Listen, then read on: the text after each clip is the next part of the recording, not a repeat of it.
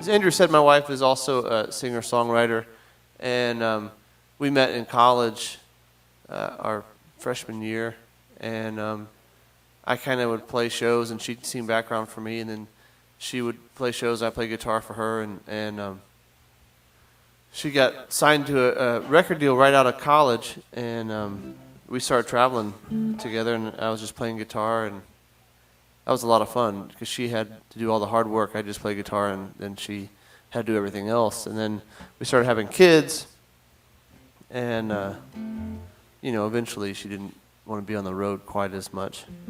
So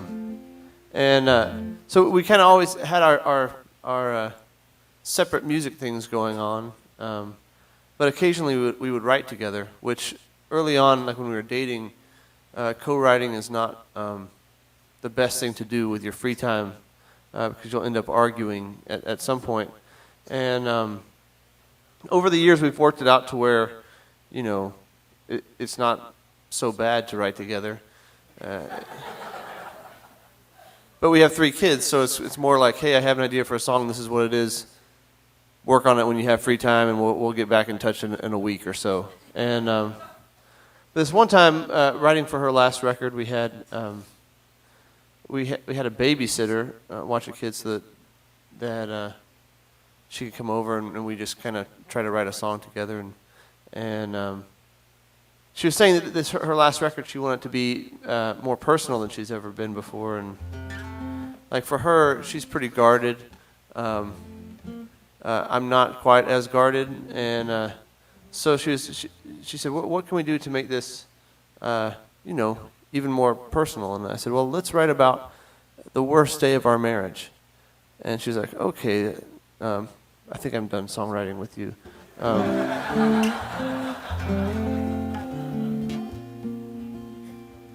But we started. We were like, okay.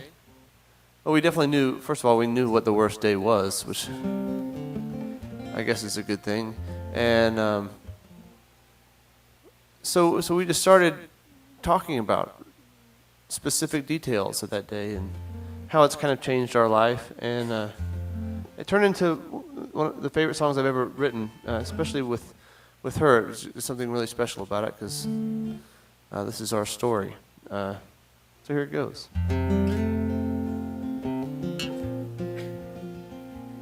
Not our whole story. It starts at the worst day.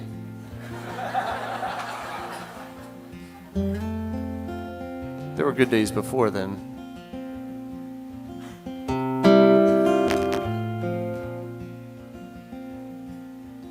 Do you remember that Monday when the world fell out beneath our feet? Both surprised that we had been so close to losing everything.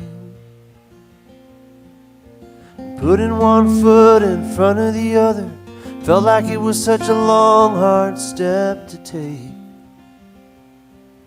We thought about moving and starting again, but it was something we could never outrun, so we just stayed. And I wouldn't have it any other way. I wouldn't have it any other way.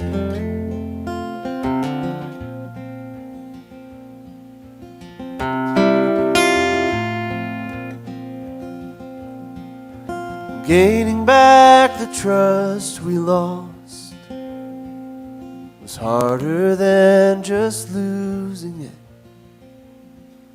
But if we wanted change at all, the pain was a prerequisite.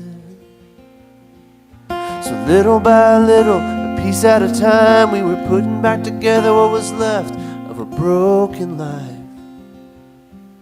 It wasn't quick, it wasn't easy, but that kind of change isn't one that happens overnight.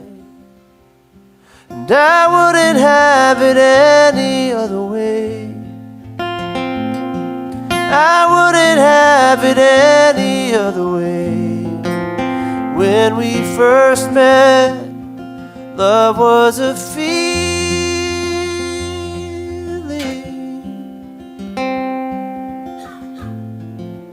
making it last. That's a decision.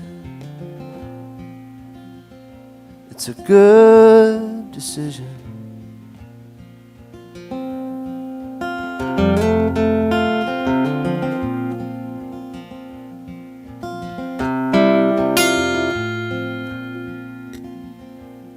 Now as we watch the kids run through the yard,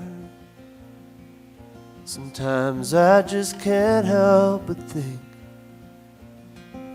that every bit of what it cost was worth it for this family. 'Cause I wouldn't have it any other way. I wouldn't have it any other way. Hey, I wouldn't have it any other way.